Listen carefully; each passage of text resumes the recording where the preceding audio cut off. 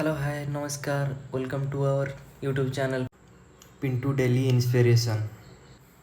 Video को start करने से पहले चैनल को सब्सक्राइब। ये वीडियो आप सभी के लिए बहुत इंपॉर्टेंट है क्योंकि इस वीडियो में हम ह्यूमन हेल्थ से रिलेटेड कुछ बेसिक पॉइंट्स जानने की कोशिश करेंगे जो कि आपको पता होना चाहिए और ये सभी पॉइंट्स आपको आगे तक काम आएंगे। तो यहाँ पे हम देखेंगे ब्लड प्रेशर, पल्स, ऑक्सीजन, ये सभी चीज़ें आपको आगे तक काम आती हैं।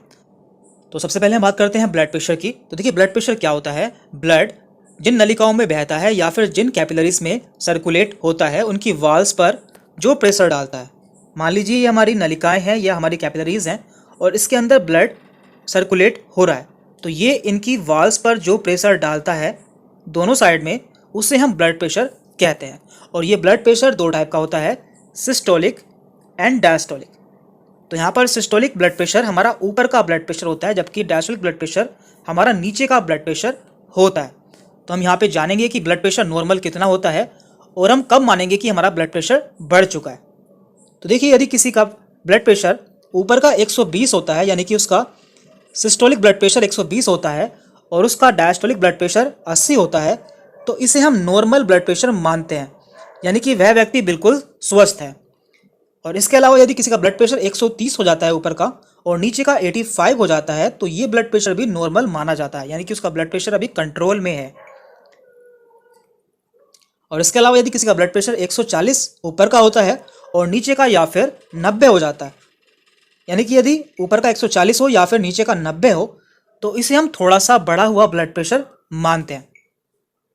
एंड लास्ट में यदि किसी का ब्लड प्रेशर ऊपर का 150 हो जाता है और नीचे का 95 हो जाता है, तो इसे हम वेरी हाई ब्लड प्रेशर मानते हैं, यानी कि उसका ब्लड प्रेशर बहुत ज़्यादा बढ़ चुका है। और ऐसी कंडीशन में हमें तुरंत डॉक्टर के पास में जाना चाहिए क्योंकि ये इमरजेंसी कंडीशन होती है। अब बात करते हैं ऑक्सीजन लेवल की। तो देखिए जो भी हम सांस लेते हैं उसमें कई सारी गैसेस के साथ में हमारे अंदर ऑक्सीजन भी जाती है जो कि हमारे लंग्स के एल्वियोलाई पर जाकर हमारी टिश्यू से एक्सचेंज होती है और हमारे ब्लड के थ्रू पूरी बॉडी में सर्कुलेट हो जाती है। तो इसका लेवल कितना होता है ये भी आपको पता होना चाहिए। तो हम देख लेते हैं। तो देखिए ऑक्सीजन लेवल को हम ऑक्सीमीटर से मापते हैं, ये भी आपको पता होना चाहिए। और यदि किसी का ऑक्सीजन लेवल 94 है या 94 से ज़्यादा है, तो वो व्यक्ति बिल्कुल सामान्य है, यानी कि उसका ऑक्सीजन लेवल बिल्कुल नॉर्मल है। और यदि किसी का ऑक्सीजन लेवल 95 से 100 के बीच में आता है, तो उसका ऑक्सीजन लेवल काफ़ी अच्छा है।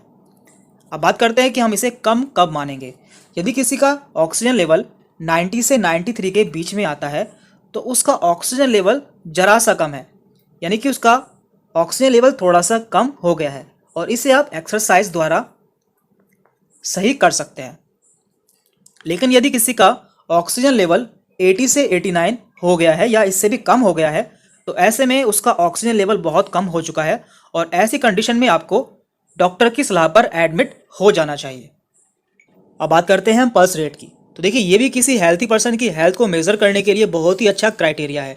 हम जानेंगे कि किसी नॉर्मल पेशेंट का या व्यक्ति का पल्स रेट कितना होता है। तो देखिए ये होता क्या है, हमारा दिल या हमारा हार्ट 1 मिनट में जितनी बार बीट होता है या धड़कता है उसे हम पल्स रेट कहते हैं।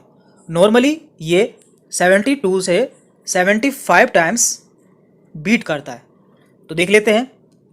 देखिए यहाँ पे लिखा हुआ है 72 पर मिनट, यानी कि यदि किसी पेशेंट का या व्यक्ति का हार्ट 1 मिनट में 72 बार बीट हो रहा है, तो इसे हम बहुत अच्छा पल्स रेट मानते हैं, यानी कि उसका पल्स रेट गुड है।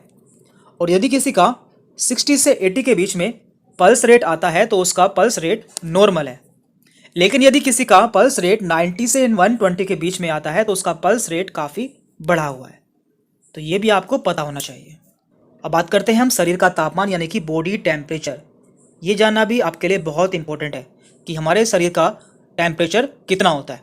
तो देखिए इसे हम थर्मामीटर से चेक करते हैं और यदि किसी का बॉडी टेम्परेचर 92 से 98.6 के बीच में आता है, तो उसे बुखार नहीं है, यानी कि उसका नॉर्मल बॉडी टेम्परेचर है। और यदि किसी का टेम्परेचर आपको 99 मिलता है, तो उसे हल्का सा बुखार है। और यदि किसी का टेम्परेचर 100 से 102 या उससे ज़्यादा मिलता है, तो उसे ज़्यादा बुखार है। तो ये भी आपको पता होना चाहिए। अब बात करते हैं हम HRCT या फिर चेस्ट सीटी स्कैन की। ये आजकल बहुत कॉमन है और इसमें हम किसी भी बॉडी पार्ट को या किसी भी बॉडी ऑर्गन का डिटेल में एनालिसिस कर सकते हैं। तो यहाँ पे कुछ स्कोर दिए जाते हैं जैसे कि 0 से 8, 9 से 18, 19 से 25। तो पहले हम इसे समझ लेते हैं कि ये होता क्या है। देखिए यहाँ पे हमने लंग्स का डायग्राम लिया है इसे समझने के लिए। तो देखिए लंग्स में दो साइड होती है, यानी कि दो लंग्स होते हैं, राइट एंड लेफ्ट। तो आप जानते हैं कि राइट साइड में हमारे लंग्स में 3 लोब होते हैं, सुपीरियर, मिडल एंड इन्फीरियर, जबकि लेफ्ट साइड में हमारे लंग्स में केवल 2 लोब होते हैं, सुपीरियर एंड इन्फीरियर। तो देखिए यहाँ पे हम इन्हें कुछ नंबर्स देते हैं, यानी कि सीटी स्कोर देते हैं।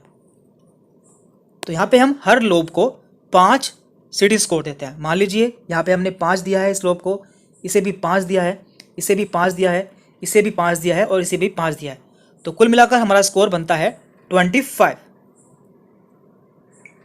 तो हम सीटी स्कैन में देखते हैं कि हमारा कितना % या कितने लोब खराब हो गए हैं। यदि हमारा मान लीजिए कि हमारा सुपीरियर लोब में से इसका 3 पॉइंट खराब हो गया है, तो हम मानेंगे कि यहाँ पे केवल इसका 2 पॉइंट ही सही है। और मान लीजिए कि यहाँ से हमारा 1 पॉइंट खराब हो गया है, तो यहाँ पे हमारा केवल 4 पॉइंट ही सही है। तो इस तरह से हमारा स्कोर बैठेगा, यहाँ का 5, यहाँ का 5 एंड यहाँ का 5, 15, 15 और 4 19, 19 एंड 2 21, यानी कि हमारा 25 में से 21 स्कोर आएगा। इस तरह से हम सीटी स्कोर में देखते हैं कि हमारा लंग कितना डैमेज है या उसमें कितना इन्फेक्शन हो चुका है। तो आप इसे समझ गए होंगे। तो वापस से आते हैं अपनी स्लाइड पर।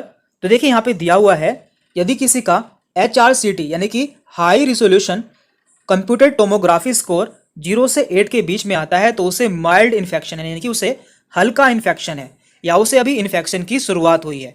और यदि किसी का HRCT स्कोर 9 से 18 के बीच में आया है तो उसे मॉडरेट इन्फेक्शन है। और यदि किसी का HRCT स्कोर 19 से 25 के बीच में आया है तो उसे सीवियर इन्फेक्शन है, यानी कि उसे काफ़ी गंभीर इन्फेक्शन हो चुका है। तो इससे आप जान सकते हैं कि किसी को कितना इन्फेक्शन हुआ है उसके लंग्स में। और साथ में आपको ये भी जानना जरूरी है कि माइल्ड इन्फेक्शन में जो कंडीशन है या इन्फेक्शन है वो नॉर्मल दवाई से ठीक हो सकता है, लेकिन सीवियर इन्फेक्शन में ऑक्सीजन एंड वेंटिलेटर की ज़रूरत होती है।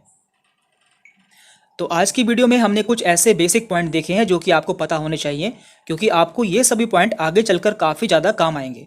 तो इस वीडियो में इतना ही था। आपको यदि कोई कन्फ्यूजन होती है या कोई डाउट रहता है तो आप हमसे कमेंट करके पूछ सकते हैं। Thank you very much.